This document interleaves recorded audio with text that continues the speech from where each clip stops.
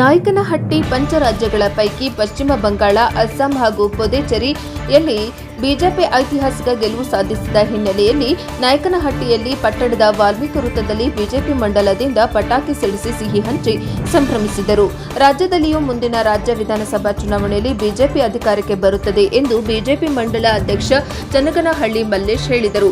15 ವರ್ಷಗಳಿಂದ ಪಶ್ಚಿಮ ಬಂಗಾಳವನ್ನ ಆಳಿದ ಟಿಎಂಸಿ ನಾಯಕಿ ಮಮತಾ ಬ್ಯಾನರ್ಜಿ ಅಧಿಪತಿಯ ಕೊನೆಗೊಳಿಸುವಲ್ಲಿ ಕಡೆಗೂ ಯಶಸ್ವಿಯಾಗಿರುವ ಬಿಜೆಪಿ ರಾಜ್ಯದಲ್ಲಿ ಮೊದಲ ಸಲ ಅಧಿಕಾರ ಗೆದ್ದಿದ್ದಾರೆ. ರಾಜ್ಯದ ವಿಧಾನಸಭೆಯು 224 ಸ್ಥಾನಗಳ ಪೈಕಿ 293 ಸ್ಥಾನಗಳು ಚುನಾವಣೆ ನಡೆದಿದ್ದು ಭರ್ಜರಿ ಬಹುಮತದಲ್ಲಿ ಬಿಜೆಪಿ ಅಧಿಕಾರಕ್ಕೆ ಬಂದಿದೆ ಎಂದು ಅವರು ತಿಳಿಸಿದರು.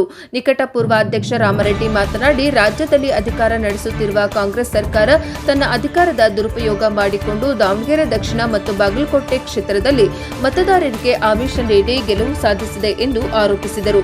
ಮುಂಬರುವ ರಾಜ್ಯ ವಿಧಾನಸಭಾ ಚುನಾವಣೆಯಲ್ಲಿ 150 ಸೀಟು ಬಿಜೆಪಿ ಗೆಲ್ಲುವುದು ಖಚಿತ ಎಂದು ಭವಿಷ್ಯ ನುಡಿದರು.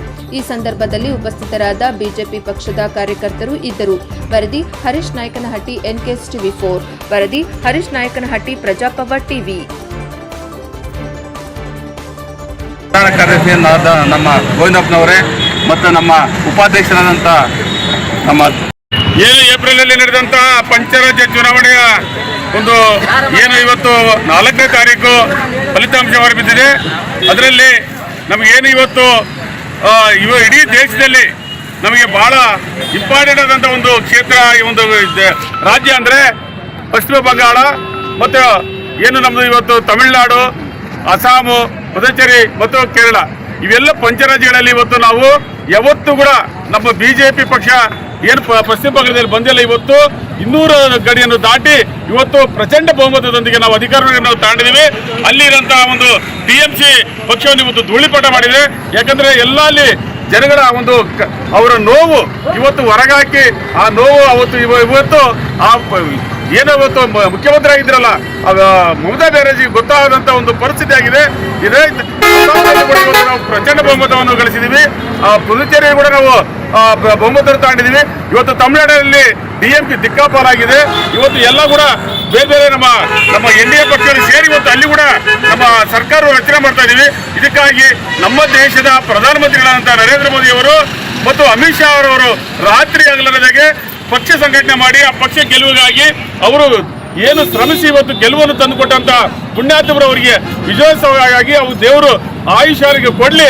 ನಮ್ಮ ಪಕ್ಷ ಇನ್ನು ಮುಂದಿನ ದಿನಗಳ ಎಲ್ಲಾ ಚುನಾವಣೆಯನ್ನು ನಾವು ಗೆಲ್ತೀವಿ. ಇದೊಂದು ದಿಕ್ಸೂಚಿ ಅಂತ ಹೇಳ್ತಾ ಮುಂದಿನ ಏನು 22ರಲ್ಲಿ ಕೂಡ ನಮ್ಮ ಕರ್ನಾಟಕ ರಾಜ್ಯದಲ್ಲಿ ಕೂಡ ನಾವು ಕೂಡ 150 ಸೀಟನ್ನು ಗೆಲ್ಲುವುದರಲ್ಲಿ ಯಾವುದೇ ಅನುಮಾನ ಇಲ್ಲ. ಯಾರು ಎದೆ ಗುಂದಬಾರದು. ನಾವೆಲ್ಲ ಇವತ್ತಿನ ಸಂಘಟನೆಯನ್ನು ಮಾಡ್ಕೊಂಡು ಇವತ್ತು 22ರಲ್ಲಿ ನಾವೆಲ್ಲ ಭಾರತೀಯ ಜನತಾ ಪಾರ್ಟಿ ಗೆಲ್ಲಿಸುವಂತ ಕಡೆ ನಾವೆಲ್ಲ ಕೆಲಸ ಮಾಡೋಣ ಅಂತ ಹೇಳ್ತಾ ಈ ಸಂದರ್ಭದಲ್ಲಿ ಎಲ್ಲರೂ ಬಂದು ಏನು ವಿಜಯೋತ್ಸವದಲ್ಲಿ ಭಾಗವಹಿಸಿದಂತ ನಮ್ಮ ಪಕ್ಷದ ಅಧ್ಯಕ್ಷರು, ನಿಕಟಪೂರ್ವ ಅಧ್ಯಕ್ಷರು, ಎಲ್ಲ ಮೋರ್ಚಾ ಅಧ್ಯಕ್ಷರು, ಎಲ್ಲ ಕಾರ್ಯಕರ್ತರು ಎಲ್ಲ ಮತ್ತೊಮ್ಮೆ ನಾನು ಧನ್ಯವಾದ ಹೇಳ್ತಾ ನನ್ನ ಮಾತನ್ನು ಮುಗಿಸ್ತೇನೆ.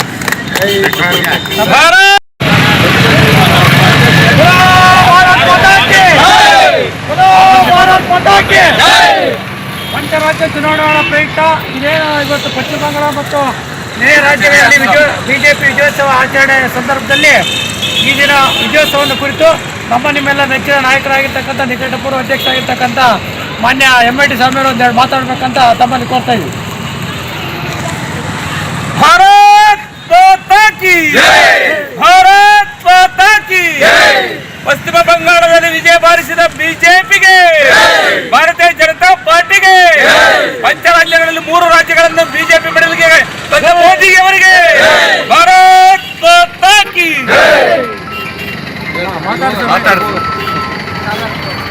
ಭಾರತೀಯ ಜನತಾ ಪಕ್ಷ ಮೊಳಕಾಲ್ಮೂರು ವಿಧಾನಸಭಾ ಕ್ಷೇತ್ರ ವ್ಯಾಪ್ತಿಯ ನಾಯಕನಹಟ್ಟಿ ಮಂಡಲದಲ್ಲಿ ಈ ದಿನ ಭಾರತೀಯ ಜನತಾ ಪಂಚರಾಜ್ಯಗಳಲ್ಲಿ ನಡೆದಂಥ ಚುನಾವಣೆಯಲ್ಲಿ 4 ರಾಜ್ಯಗಳಲ್ಲಿ ಭಾರತೀಯ ಜನತಾ ಪಕ್ಷದ ಒಂದು ಅಭೂತಪೂರ್ವವಾದ ವಿಜಯ ಸಾಧಿಸಿರೋದಕ್ಕೋಸ್ಕರವಾಗಿ ಇವತ್ತು ನಮ್ಮ ಮಂಡಲದಲ್ಲಿ ಈ ದಿನ ಒಂದು ವಿಜಯೋತ್ಸವವನ್ನು ಆಚರಿಸಿದಂಥ ಈ ಸಂದರ್ಭದಲ್ಲಿ ನಮ್ಮ ಮಂಡಲ ಅಧ್ಯಕ್ಷರಾದ ನಮ್ಮ ಮಲ್ಲೇಶ್ ಅವರೇ, ನಿಕಟಪೂರ್ವ ಅಧ್ಯಕ್ಷರಾದ ರಾಮರೆಡ್ಡಿ ಅವರೇ ಮತ್ತು ಎಲ್ಲ ನಮ್ಮ ಪಕ್ಷದ ಗೌರವಾನ್ವಿತ ಮುಖಂಡರುಗಳೇ, ಪ್ರಧಾನ ಕಾರ್ಯದರ್ಶಿಗಳೇ, ನಿಕಟಪೂರ್ವ ST ಮೋರ್ಚಾ ಅಧ್ಯಕ್ಷರುಗಳೇ, ಈ ಒಂದು ಮೊನ್ನೆ ನಡೆದಂಥ ಪಂಚರಾಜ್ಯ ರಾಜ್ಯಗಳಲ್ಲಿ ಭಾರತೀಯ ಜನತಾ ಪಕ್ಷ ಅಭೂತಪೂರ್ವ ಜಯಗಳಿಸಿದೆ. ಒಂದು 15 ವರ್ಷದ ದುರಾಡಳಿತ ಕೊಟ್ಟಿರ್ತಂಥ ಮಮತಾ ಬ್ಯಾನರ್ಜಿ ಅವರ ಸರ್ಕಾರವನ್ನು, ಅದು ಜಂಗಲ್ ರಾಜ್ಯ ಆಗಿದ್ದಂಥ ಸರ್ಕಾರವನ್ನು ಕೆಡವಿ ಅಭೂತಪೂರ್ವವಾದ ಜಯವನ್ನು ಗಳಿಸಿದೆ. ಅದೇ ಥರವಾಗಿ 3ನೇ ಬಾರಿ ಅಸ್ಸಾಂನಲ್ಲಿ ಸಮೇತ ಭಾರತೀಯ ಜನತಾ ಪಕ್ಷ ಅಭೂತಪೂರ್ವ ಜಯ ಗಳಿಸಿದೆ. ಅದೇ ಥರ ಪುದುಚೇರಿಯಲ್ಲಿ ಸಮೇತ ಭಾರತೀಯ ಜನತಾ ಪಕ್ಷ ಜಯ ಗಳಿಸಿದೆ. ಪಕ್ಕದ ತಮಿಳುನಾಡಿನಲ್ಲಿ ಸಮೇತ TVK ಪಕ್ಷ ಜೊತೆಗೆ ನಮ್ಮ NDA ಮೈತ್ರಿಕೂಟ AIADMK ಸಮೇತ ಸೇರಿ ಇವತ್ತು ಸರ್ಕಾರ ರಚನೆ ಮಾಡ್ತಾ ಇದ್ದಾವೆ. ಅಂದರೆ 5ರಲ್ಲಿ 4 ರಾಜ್ಯದಲ್ಲಿ ಭಾರತೀಯ ಜನತಾ ಪಕ್ಷ ಅಭೂತಪೂರ್ವ ಜಯ ಸಾಧಿಸಿದೆ. ಕರ್ನಾಟಕದ ವಿಚಾರ ಬಂದಾಗ ಎರಡೂ ನಮ್ಮ ದಾವಣಗೆರೆ ಮತ್ತು ಬಾಗಲಕೋಟೆಯಲ್ಲಿ ಹಣದ ಹೊಳೆಯನ್ನು ಹರಿಸಿದ್ರು ಮತ್ತು ಅಧಿಕಾರಿಗಳ ದುರುಪಯೋಗ ಪಡಿಸ್ಕೊಂಡು ಅಧಿಕಾರಿಗಳ ಮೇಲೆ ಒತ್ತಡ ತಂದುಬಿಟ್ಟು ಇಲ್ಲ ಸಲ್ಲದ ದುರಾಚಾರ ಮಾಡಿಬಿಟ್ಟು ಹಣದ ಹೊಳೆ ಹರಿಸಿಬಿಟ್ಟು ಅವೆರಡೂ ಕ್ಷೇತ್ರಗಳನ್ನ ಅಲ್ಪ ಮೊತ್ತದಲ್ಲಿ ಒಂದು ಕಾಂಗ್ರೆಸ್ ಸರ್ಕಾರ ಗೆದ್ದಿದೆ. ಅದೇನು ಅವರ ಜಯ ಅಲ್ಲ, ಅದು ನಿಜವಾಗಲೂ ಭಾರತೀಯ ಜನತಾ ಪಕ್ಷದ ಜಯ. ಕಾರಣ ಇಷ್ಟೇ, ನಮ್ಮ ಪಕ್ಕದ ದಾವಣಗೆರೆಯಲ್ಲಿ ಹಿಂದಿನ ಚುನಾವಣೆಯಲ್ಲಿ ಸುಮಾರು 60,000 ಮತಗಳಿಂದ ಕಾಂಗ್ರೆಸ್ ಗೆದ್ದಿತ್ತು. ಈ ಸಾರಿ ಕೇವಲ 6,000 ಮತಗಳಿಂದ ಗೆದ್ದಿದೆ ಅಂತಂದರೆ ನಮ್ಮ ಪಕ್ಷ ಸರ್ಕಾರ ಇಲ್ಲದ್ರೂ ಸಮೇತ ಅಷ್ಟು ಮಟ್ಟಿಗೆ ಫೈಟ್ ಕೊಟ್ಟಿರ್ತಕ್ಕಂಥದ್ದು. ಕಾರಣ ಅಂದರೆ ಎಲ್ಲರಿಗೂ ಸಮೇತ ಎರಡೂ ಕ್ಷೇತ್ರದ ಮತದಾರರಿಗೆ, ಬಾಗಲಕೋಟೆ ಮತ್ತು ದಾವಣಗೆರೆ ಕ್ಷೇತ್ರದ ಮತದಾರರಿಗೆ ಕೃತಜ್ಞತೆ ಅರ್ಪಿಸ್ತಾ, ಅದೇ ರೀತಿ ಪಂಚರಾಜ್ಯದಲ್ಲಿ ಚುನಾವಣೆ ನಡೆದಕ್ಕಂಥ ವೆಸ್ಟ್ ಬೆಂಗಾಲ್ ಇರ್ಬೋದು, ಅಸ್ಸಾಂ, ಪುದುಚೇರಿ ಇರ್ಬೋದು, ಪಕ್ಕದ ತಮಿಳುನಾಡಿನ ಎಲ್ಲ ಮತದಾರ ಬಾಂಧವರಿಗೆ ನಮ್ಮ ನಾಯಕನಹಟ್ಟಿ ಮಂಡಲದ ವತಿಯಿಂದ ಹೃತ್ಪೂರ್ವಕವಾದ ಅಭಿನಂದನೆಗಳನ್ನು ಸಲ್ಲಿಸಿ ಈ ದಿನ ನಾವು ಜಯಘೋಷವನ್ನು ಮಾಡ್ತಾ ಇದ್ದೀವಿ. ಎಲ್ಲರಿಗೂ ನಮಸ್ಕಾರ.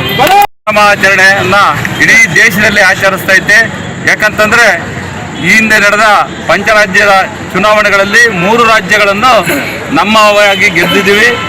ಇದಕ್ಕೆ ಪಶ್ಚಿಮ ಬಂಗಾಳದಲ್ಲಿ ಏನು ನಮ್ಮ ಜನಸಂಘದ ನಾಯಕರಾಗಿರ್ತಕ್ಕಂಥ ನಮ್ಮ ಪಕ್ಷದ ಸಂಸ್ಥಾಪಕರಾಗಿರ್ತಕ್ಕಂಥ ಶ್ಯಾಮ್ ಪ್ರಕಾಶ್ ಮುಖರ್ಜಿಯವರ ಹುಟ್ಟೂರಾದ ಪಶ್ಚಿಮ ಬಂಗಾಳದಲ್ಲಿ ಇವತ್ತು ಅವರ ಕನಸು ನನಸಾಗಿದೆ. 75 ವರ್ಷಗಳ ತರುವಾಯ ಈ ಪಶ್ಚಿಮ ಬಂಗಾಳದಲ್ಲಿ ಭಾರತೀಯ ಜನತಾ ಪಾರ್ಟಿಯ ಒಂದು ಬಾವುಟವನ್ನು ಹಾರಿಸಿದರೆ ಅಲ್ಲಿನ ರೌಡಿಸಂಗೆ, ಜಂಗಲ್ ರಾಜ್ಯಕ್ಕೆ ಕಡಿವಾಣ ಹಾಕಿ ಇವತ್ತು ಮತದಾರರ ಅಭಿವೃದ್ಧಿಯ, ನರೇಂದ್ರ ಮೋದಿ ಅವರ ಅಭಿವೃದ್ಧಿಯನ್ನು ಮೆಚ್ಚಿ ಪಶ್ಚಿಮ ಬಂಗಾಳದಲ್ಲಿ 205 ಸೀಟ್ವರೆಗೂ ಗೆಲ್ಲಿಸಿರೋಂಥ ಒಂದು ದೊಡ್ಡ ಮೊತ್ತದ ಬಹುಮತವನ್ನು ಕೊಟ್ಟಿರ್ತಕ್ಕಂಥ ಪಶ್ಚಿಮ ಬಂಗಾಳದ ಮತದಾರರಿಗೆ ಮೊಟ್ಟ ಮೊದಲ ಧನ್ಯವಾದಗಳನ್ನು ಹೇಳ್ತಾ, ಅದೇ ರೀತಿಯಾಗಿ ಅಸ್ಸಾಂ, ಪುದುಚೇರಿಯ ಮತದಾರಗಳು ಸಮೇತ ಧನ್ಯವಾದಗಳನ್ನು ಹೇಳ್ತಾ, 23ರಲ್ಲಿ ಏನು ನಡೆದಿರ್ತಕ್ಕಂಥ ಲೋಕಸಭಾ ಚುನಾವಣೆಯ ನಂತರ ಪ್ರತಿಯೊಂದು ರಾಜ್ಯದಲ್ಲಿ, ಬಿಹಾರ ಇರ್ಬೋದು, ಮಹಾರಾಷ್ಟ್ರ ಇರ್ಬೋದು, ದೆಹಲಿ ಇರ್ಬೋದು, ಒರಿಸ್ಸಾ ಇರ್ಬೋದು, ಎಲ್ಲ ರಾಜ್ಯಗಳಲ್ಲೂ ಸಹ ಭಾರತೀಯ ಜನತಾ ಪಾರ್ಟಿಯ ವಿಜಯ ಪತಾಕೆಯನ್ನು ಹಾರಿಸಿದೆ.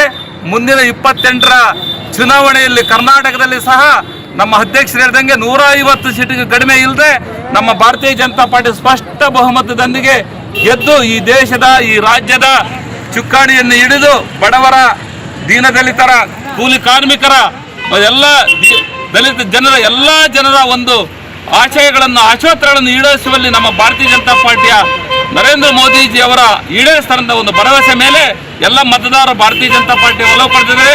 ಅವ್ರಿಗೆ ಮತ್ತೊಮ್ಮೆ ಎಲ್ಲರಿಗೂ ಶುಭಾಶಯಗಳನ್ನು ಕೋರ್ತಾ ಇಲ್ಲಿ ಬಂದಿರತಕ್ಕಂಥ ಎಲ್ಲ ನಮ್ಮ ಮುಖಂಡರಿಗೆ ಧನ್ಯವಾದಗಳನ್ನು ಹೇಳ್ತಾ ನಾನು ಮಾತು ಮುಗಿಸಿ. ಜೈ ಹಿಂದ್, ಜೈ ಕರ್ನಾಟಕ.